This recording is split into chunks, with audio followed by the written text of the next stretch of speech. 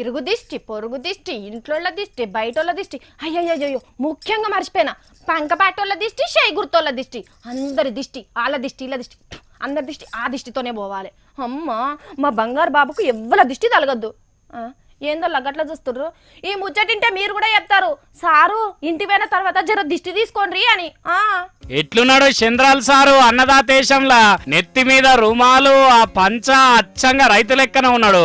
ఏహే గిదేమున్నది గా కష్టం బండి మీద చూడుండ్రి, ముళ్ళు కట్టె పట్టుకొని ఎడ్లను ఎట్లా అదిరిస్తున్నాడు.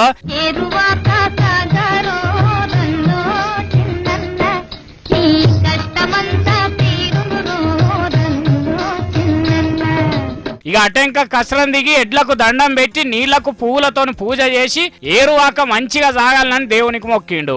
అటెంక వ్యవసాయ మంత్రి సోమిరెడ్డి సార్ను, మంత్రి కాల్వ శ్రీనివాసాల సార్ను ఎంబడేసుకుని ట్రాక్టర్ ను తోలుకుంటే ఏరువాక సభ దగ్గరకు వచ్చిండు. మరి మీటింగ్ లో జేసీ దివాకర్ రెడ్డి సార్ కు మాట్లాడే ఛాన్స్ ఇచ్చినట్టున్నారు. ఒక లారీ కాయలేస్తే 2 పుచ్చకాలు 2 టన్నులు సూట్ అంటున్నారు. ఇదేంటి సార్ సూట్ బక్కు?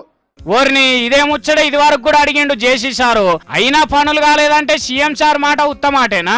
ఇప్పుడు కొంత కడపలోనే లాస్ట్ టైం మీకు విజ్ఞప్తి చేసిన తర్వాత పులివెందుల ఏరియాలో కొంత కదలిక వచ్చేది, కానీ మా జిల్లాలో రాలేదు సార్ కదలిక. ఒక్క నెలాగో అని చెప్పుడే కాదు, అవినీతి అంతు చూస్తానని అల్టిమేటం జారీ చేసిండు సీఎం సారు. ఎవరైనా ఈ రోజు నేను చెప్తున్నా, సూట్ తీసుకునేవాడు గాని కమిషన్ తీసుకునేవాడు ఈ రాష్ట్రంలో ఉండడానికి వీలు లేదు. ఉంటే మాత్రం కబద్దార్ జాగ్రత్తగా ఉండండి. సార్ చెప్పిండంటే అవినీతి పోయినట్టే గాని ఇదే మీటింగ్ లో జేసీ సార్ మాట్లాడిన మాటలు అర్థం కాక పబ్లిక్ అందరూ జరిసే పర్షన్ అయినరు. సార్ మీరు ఏం చేస్తారు?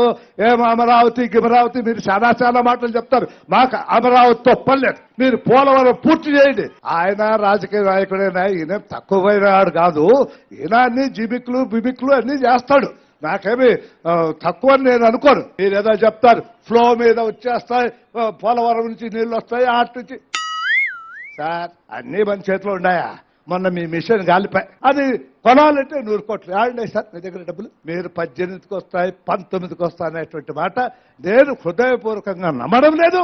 అందుకనే నేను మనవి చేస్తున్నా, ఇంకా మా వాడు ఉన్నాడు, మా వాడు జగన్, వాడు వస్తే మేము చచ్చిపోతాం సార్.